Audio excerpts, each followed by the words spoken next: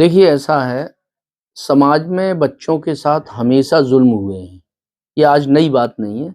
लेकिन जिस तरह से लगातार बच्चों के साथ हिंसाएँ बढ़ रही हैं, बच्चे बाल श्रम कर रहे हैं, बच्चे जगह-जगह मिल जाते हैं, भीख माँगते हुए, बच्चे कूड़ा बीनते हुए, ये पहले भी थे।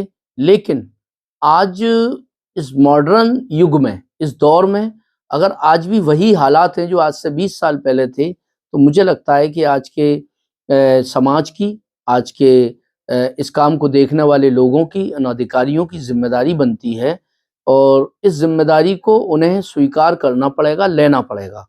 और मैं एक चीज़ और इस आपके चैनल के माध्यम से कहूँगा, अगर पेरेंट्स पेरेंट्स क्योंकि दुनिया में बच्चे सबसे ज़्यादा माँ-बाप प्यार करते हैं अपने बच्चों से और मुझे नहीं लगता कि दुनिया में और कोई इससे ज़्यादा प्यारी चीज़ हो सकती है। लेकिन आज माता-पिता अपने मोबाइलों में व्यस्त हैं, बच्चे अपने मोबाइलों में व्यस्त हैं, 1-1 2-2 घंटे अपने दोस्तों के साथ पिता गुज़ार रहे हैं, चाय के होटलों में बैठ के वक़्त गुज़ार रहे हैं। ये एक बड़ी समस्या है, हम बच्चों के नज़दीक नहीं हैं। बच्चों से हमारे रिश्ते दोस्ताना बिल्कुल भी नहीं हैं। हम अपने बच्चों को बिल्कुल अनाथ की तरह छोड़ चुके हैं कि हमारे यहाँ पैदा हो गए, बाकी का स्कूल के हमने फीस जमा कर दी, बच्चों को खर्चे के लिए पैसे दे दिए, बस हो गया। इससे काम चलने वाला नहीं है। बच्चों को हमें अपने नज़दीक लाने के लिए और उनके साथ जुड़ना पड़ेगा और इसके साथ ही जो बाल श्रम कर रहे हैं, मैं ये कहता हूँ कि बाल श्रम करना अपराध है, बाल श्रम नहीं होना चाहिए। मैं आज भी 90 नहीं तो 70% दावे से कह सकता हूँ कि बाल श्रम समाप्त हो सकता है बशर्ते माता-पिता चाहें तो।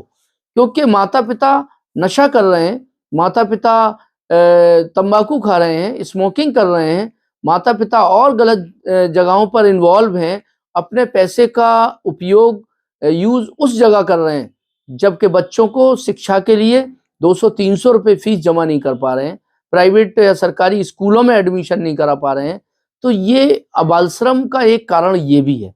दूसरा दूसरा कारण ये है कि सरकार के जो विभाग हैं, उनकी जो ज़िम्मेदारियाँ हैं, वो ज़िम्मेदारियों को पूरा नहीं कर पा रहे हैं। बच्चे आज हमने रेस्क्यू किए, कल बच्चों को हमने छोड़ दिया। ये रिहैबिलिटेशन नहीं है, ये पुनर्वासन नहीं है। पुनर्वासन वो है, उस बच्चे की नीड क्या है, बच्चे की आवश्यकताएँ क्या हैं। जैसे बच्चे स्कूल जाना चाहते, उन बच्चों को स्कूल भेजना है, तो स्कूल में एडमिशन होना चाहिए। बच्चे किसी बहुत गरीब परिवार में से हैं, तो उन स्कीम्स से उन बच्चों को, परिवारों को जोड़ना चाहिए ताकि वो बच्चों के परिवार डेवलप हों और बच्चे स्कूल जाने लगें, बच्चे मुख्य धारा में जुड़ सकें। तो बच्चे आज जो बच्चे जो लगातार ड्रॉप आउट हो रहे हैं या बच्चे जो बाहर घूम रहे हैं रोडों पे, कूड़ा बीन रहे हैं, उसमें समाज भी इन्वॉल्व है, उसमें विभाग भी इन्वॉल्व है। तो ये मैं इस जगह कहना चाहूँगा। सर, इन बच्चों के पुनर्वासन के लिए देखिए, योजनाएँ तो बहुत हैं, लेकिन जितनी होनी चाहिए, मुझे लगता है वो नहीं है। एनसीएलपी के सेंटर्स चलते थे, बाल श्रमिक सेंटर बोलते थे उन्हें, आज वो पूरी तरह से बंद है, ऑल ओवर इंडिया में बंद है, जहाँ तक मैं समझता हूँ। फिरोज़ाबाद में भी काफ़ी संख्या में थे, बंद हो गए। पहले क्या होता था, उन बच्चों के रिहैबिलिटेशन के लिए, पुनर्वासन के लिए बच्चों को रेस्क्यू किया, उन बच्चों को उस स्कूल में एडमिशन करा दिया। 2 साल के पूरे कोर्स, ब्रिज कोर्स कराने के बाद, बच्चे को 5वीं क्लास पूरी कराने के बाद, बच्चे का 6ठी में स्कूल में एडमिशन हो जाता था, बच्चा मुख्य धारा से जुड़ जाता था।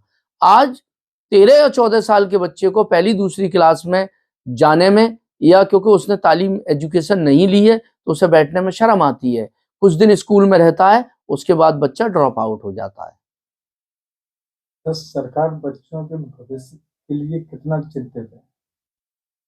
देखिए, सरकार के दावे तो ये हैं कि वो बहुत चिंतित हैं, लेकिन मैंने आपसे कहा कि आज भी बच्चे रेस्क्यू किए जा रहे हैं, रोज अभियान चल रहा है बच्चे बाल श्रमिक पकड़ने का।